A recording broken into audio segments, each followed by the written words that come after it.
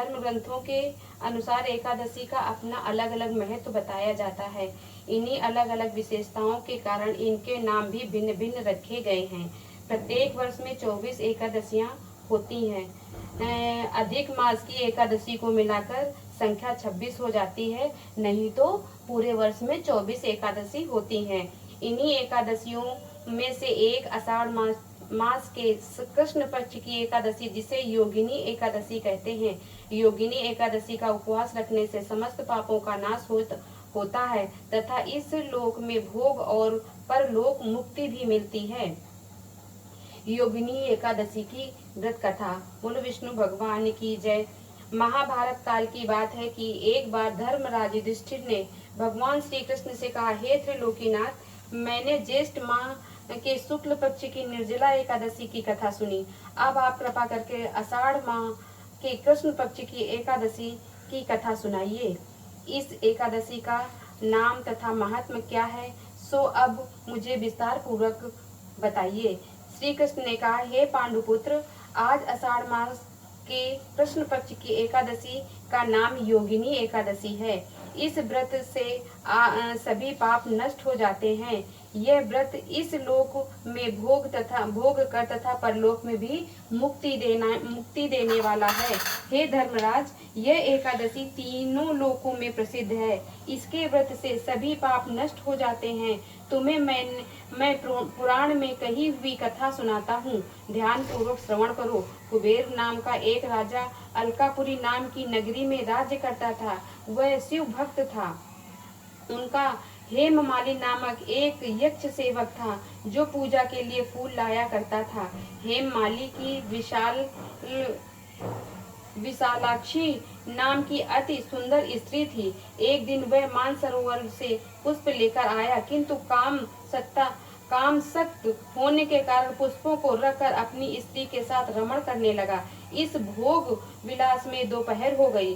हेममाली की राह देखते देखते जब राजा कुबेर को दोपहर हो गई, तो उसने क्रोध पूर्वक अपने सेवकों को आज्ञा दी कि तुम लोग जाकर पता लगाओ कि हेममाली अभी तक पुष्प लेकर क्यों नहीं आया। जब सेवकों ने उसका पता लगाया जब सेवकों ने उसका पता लगा लिया तो राजा के पास जाकर बताया, हे राजन, वह हेममाली अपनी स्त्री के साथ रमण कर रहा है। इस बात को सुनकर राजा कुबेर ने हेममाली को बुलाने की आज्ञा दी। डर से कांपता हुआ हेममाली राजा के सामने उपस्थित हुआ। उसे देखकर कुबेर को अत्यंत क्रोध आया और उसे होंठ फड़फड़ाने लगे। राजा ने कहा, अरे अधम, तूने मेरे परम पूजनीय देवों को भी भगवान शिव जी का अपमान किया है। मैं तुझे श्राप देता हूँ कि तू स्त्री के वियोग में तड़पे और मृत्युलोक में जाकर कोढ़ी का जीवन व्यतीत करे। कुबेर के श्राप से वह तत्क्षण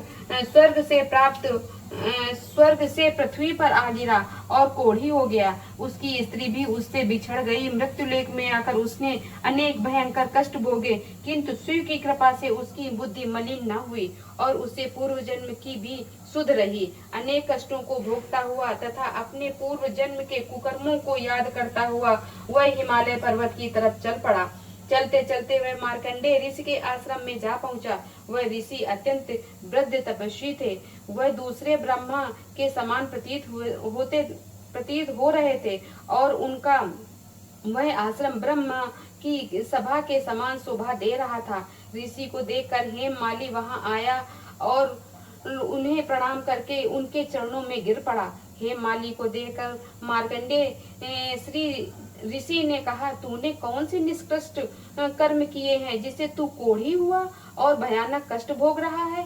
महर्षि की बात सुनकर हेममाली बोला, हे मुनि श्रेष्ठ, मैं राजा कुबेर का अनुचर था। मेरा नाम हेममाली है। मैं प्रतिदिन मानसरोवर से फूल लेकर शिव पूजा के समय कुबेर को दिया करता था। एक दिन पत्नी सहवास के सुख में फंस जाने के कारण मुझे समय का ज्ञान नहीं रहा और दोपहर तक पुष्प न पहुंचा सका। तब उन्होंने मुझे श्राप दिया कि तू अपनी स्त्री के वियोग और मृत्युलोक में जाकर कोढ़ी बनकर दुख भोग। इसी कारण मैं कोढ़ी हो गया हूँ तथा पृथ्वी पर आकर भयंकर कष्ट भोग रहा हूँ। अतः कृपा करके आप ऐसी कोई उपाय बतलाइए जिससे मुझे मुक्ति हो। मार्कंडे ऋषि ने कहा, हे माली, तूने मेरे सम्मुख सत्य वचन कहे हैं, इसलिए मैं तेरे उद्धार के लिए एक व्रत बताता हूँ। यदि तू इस आषाढ़ माह के कृष्ण पक्ष की योगिनी नामक एकादशी का विधान पूर्वक व्रत करेगा तो तेरे सभी पाप नष्ट हो जाएंगे। महर्षि के वचन सुन हेममाली अति प्रसन्न हुआ और उनके वचनों के अनुसार योगिनी एकादशी का विधान पूर्वक व्रत करने लगा। इस व्रत के प्रभाव से अपने पुराने स्वरूप में आ गया और अपनी स्त्री के साथ सुख पूर्वक रहने लगा। भगवान श्री कृष्ण ने कहा, हे राजन, इस योगिनी एकादशी की कथा का फल 88,000 ब्राह्मणों को भोजन कराने के बराबर है। इसके व्रत से सभी पाप नष्ट हो जाते हैं और अंत में मोक्ष प्राप्त करके प्राणी स्वर्ग का अधिकारी बनता है। बोलो विष्णु भगवान की जय।